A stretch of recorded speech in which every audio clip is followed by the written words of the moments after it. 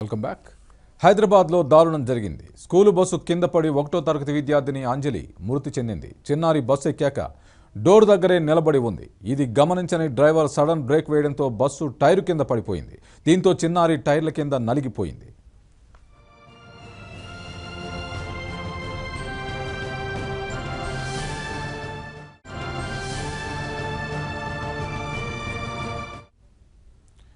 అల్లారు ముద్దుగా పెంచుకున్న చిన్నారిని స్కూలు బస్సు బలి తీసుకోవడంతో ఆ తల్లి కన్నీరు మున్నీరుగా విలపిస్తోంది. తనలాంటి కష్టం మరో తల్లికి రాకూడదంటూ ఆ బస్సు సిబ్బందిని కఠినంగా శిక్షించాలని డిమాండ్ చేస్తోంది. చిన్నారి అంజలి ఇంటి దగ్గర పరిస్థితిని మా ప్రతినిధి రాము అందిస్తారు.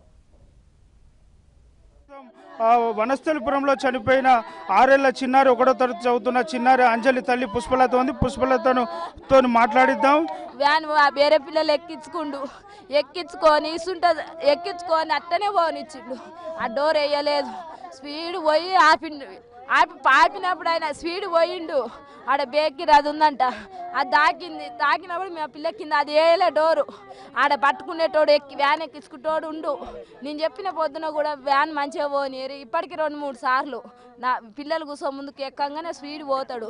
ఫోన్ మాట్లాడకుండా పోనీ కాకు, పిల్లలు భద్రం, పిల్లలు కూర్చున్నాక నువ్వు పోనీ, నువ్వు అట్లా పోతే పిల్లలకు దెబ్బ తాకుతుంది అంటే సరే అన్నాడు. మొన్న కూడా పోయి స్కూల్లో పోయి కంప్లీట్ ఇచ్చిన. మా ఆయన పోయి టీచర్తో చెప్పడానికి నేను పోయినా. ఆయమ్మలు కూడా వచ్చి ఆయమ్మలకు కూడా చెప్పిన, నా బిడ్డను మంచిగా ఎక్కిరన్న, ఇట్లా వేయద్దు మా పిల్లలు అని చెప్పిన. అంటే పొద్దున ఎక్కించినాం, మళ్ళీ అంతే. మళ్ళీ వాళ్ళ డాడీకి జ్వరం వచ్చి ఇంట్లో వండుకుండు. అసలు కింద పడ్డది. మాకు తెలియకుండానే తీసుకొచ్చి గవర్నమెంట్ హాస్పిటల్కి రా అన్నాడు. అనగానే భయపడి ఎమ్మటే లేచిండు. నేను వస్తా అంటే వద్దు ఏం కాదులే అన్నాడు. 10 నిమిషాలు నేను ఇంట్లో ఆడికి పోయి వెనుక మళ్ళీ ఇంట్లోకి వచ్చిన అంతే. అలా డాడీ జ్వరం వచ్చి పండుకుండు. ఇంకా వెమ్మటే ఫోన్ వచ్చింది, మా నెంబర్ ఆయన కాడుంది. ఫోన్ చేసి గవర్నమెంట్ హాస్పిటల్కి రా అన్నాడు. అంటే ఏమైందంటే మా పక్కన ఉన్న ఆయన అన్నాడు కదా, ఏ స్కూల్ అమ్మ మీ పిల్లదంటే, ఫోన్ చేసిరు కదా నాకు భయం అయింది. నువ్వు వద్దు అన్నాడు. ఆయన వచ్చిండు. ఫోన్ చేసరికి నేను వెనకంగా ఆ బండి మీద వచ్చేసరికి మా పిల్లల్లో పడినది. ఆయనకల్లా నా బిడ్డను చంపిండు. పడ్డంగానే బండి ఆపినా కూడా నా బిడ్డ చావపోవు. నేను వేసినట్టు ఎంతమంది జరిగినాయి, బుగులు వేసినాయి. ఇవాళ నా పిల్లలు కష్టం చేసుకొని నా పిల్లలు బతికించుకోవాలని చూసిన. అన్యాయంగా ఆయన వల్ల నా బిడ్డ చచ్చిపోయింది. చావాలి ఉండొద్దు. ఇట్లా ఉంటే ఎంతమంది పిల్లలు చంపుతాడు. నా లెక్క తల్లిదండ్రులు అందరు బాధపడతారు. తల్లిదండ్రులు కడుపు కోత మిగులుస్తున్నాయి స్కూల్లో. మీరు ఏం చెప్తారు? మీరు కూడా కూతురు కోల్పోయారు కదా. నా బిడ్డ నాకు లేదు, ఉండొద్దు. మేము ఎట్లా బాధపడతాం, అంతకంటే ఎక్కువ బాధపడాలి. బయటికి రావద్దు. ఒకళ్ళు వచ్చినా కూడా మా పిల్లల ఎంతమంది పిల్లల ప్రాణాలు తీస్తాడు. ఎప్పుడు మందు తాగుతాడు. స్కూల్లో మేము మేము మధ్యలో జరిపించి తీద్దామనుకున్నాం. పిల్లల చదువు భంగం అయిద్దని కంప్లైంట్ ఇచ్చినాం. టీచర్లనే చెప్పొచ్చుగా, సార్లనే చెప్పొచ్చుగా. ఇలా అన్యాయంగా అందరి పిల్లలు మంచిగురు. నా పిల్ల ఇట్లా లేకుండా నా పిల్ల ఇట్లా అయింది. బయటికి వెళ్ళొద్దు, ఉండొద్దు అంతే. ఇప్పటికి ఎంతో మంది టీవీలో చూపించారు, ఎంతో మంది జరిగినాయి. మేము కూడా చూసినాం. మేము అక్కడి నుంచి వచ్చి నా పిల్లల చదువు కోసం అని మేము ఇక్కడ ఉన్నాం. అన్యాయం చేసిండు. వల్ల డోర్ వేయలేదు, అట్లా చేయలేదు. ఇద్దరు తప్పు ఉంది. తోలడం వల్ల ఎక్కించుకునడం వల్ల ఉంది తప్పు అని కూడా చెప్పిన. నేను ఇట్లా చేయొద్దు అని ఇద్దరు నేను మా ఆయన చెప్పినా కూడా వినలే. ఇందాక ఆయమ్మలు వచ్చిర్రు, టీచర్ కూడా తిట్టింది, మొన్న సార్ తిట్టిందని చెప్పిర్రు. ఇంతసేపు ఆయమ్మలు కూడా ఉండ్రు. కానీ ఇట్లా చేసినామని స్కూల్ వ్యానోడే కానీ ఎక్కడ పోయిండో మాకు తెలియదు. ఇంకా సోషల్ వర్కర్ ఉంది, వాళ్ళని అడిగి తెలుసుకుందాం. ఇటీవల కాలంలో స్కూల్లో సాధారణంగా పిల్లలు స్కూల్కి వెళ్ళి ఇంటికి వచ్చే పరిస్థితి లేని కనిపిస్తుంది. దీనిపైన మీరేమంటారు?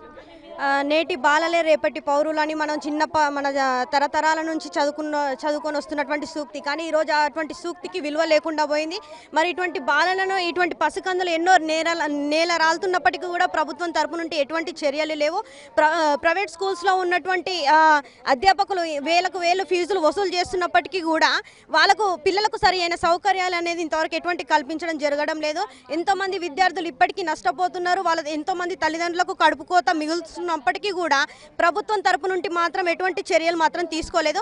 ఇప్పటికీ చిన్న పాప తల్లి మనకు చెప్తున్నది, రోజు ఎంతో తెలివి కలది అని చెప్తున్నారు. అటువంటి తెలివి ఉన్నటువంటి పిల్లలనే చిన్న వయసులోనే చంపేస్తే, ఇటువంటి మధ్యమత్తులో ఉండి ఫోన్లు మాట్లాడుకుంటా చిన్న పిల్లల్నే చంపేస్తే వాళ్ళకు బాధ్యత ఎవరిది?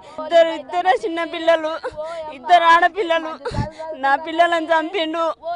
నాకున్నది ఒకతే పిల్ల. ఆ పిల్లకి అన్యాయం చేయొద్దు. ఇంకా పోలీస్ అవుతున్నది నా బిడ్డ కన్న కష్టపడి మంచిగా చదువుకుని నా బిడ్డని ఇంత చేసినా నా బిడ్డని తేలేరు మీరు ఎన్ని చేసినా నా బిడ్డని తేలేరు ఆడవడో తెచ్చి లేచిండు అన్ని పట్టుకోండి మీరు అని పట్టుకోవాలి నాకు బిడ్డకి ఇద్దరు నా నమస్కారాలు చెప్తున్నా నేను ఏడినట్టు ఏ తల్లిదండ్రులు ఏడవద్దు అందరు చూడాలి స్కూల్ మీద చర్య చేసుకోవాలి కూతురి ప్రాణాలు గాల్లో కలిసేందుకు కారణమైన వారిని కఠినంగా శిక్షించాలని ఆ తల్లి కోరుతుంది. వీడియో జర్నలిస్ట్ శేఖర్తో కలిసి రాము, ఏబిఎన్ ఆంధ్రజ్యోతి, హైదరాబాద్.